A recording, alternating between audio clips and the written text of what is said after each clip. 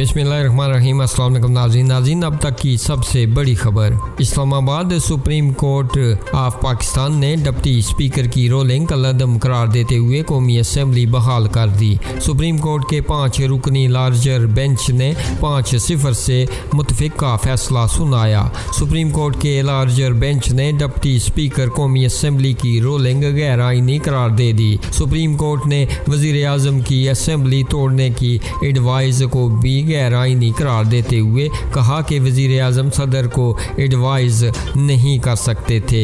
अब के इक़दामात गैर आइनी और गैर कानूनी थे। अदालत ने सदर के अबूरी हुकूमत के हुक्म को भी कलअदम करार दे दिया। सुप्रीम कोर्ट ने कौमी असम्बली बहाल करते हुए 9 अप्रैल को हफ्ते की सुबह 10 बजे कौमी असम्बली का इजलास बुलाने का हुक्म दे दिया। सुप्रीम कोर्ट ने करार दिया है कि स्पीकर इजलास बुलाकर तहरीक अदम एतमाद पर वोटिंग करवाएंगे। तहरीक अदम एतमाद कामयाब होने की सूरत में नए वज़ीर आज़म का इंतखाब होगा।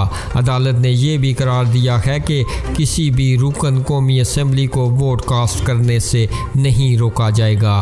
फैसला सुनाने से कबल चीफ जस्टिस और चीफ इलेक्शन कमिश्नर के दरमियान मुकालमा भी हुआ। नाज़रीन, आप अपनी राय का इजहार कीजिएगा इस खबर के हवाले से और मज़ीद ऐसी खबरों और वीडियो के लिए हमारे इस चैनल को सब्सक्राइब कीजिएगा।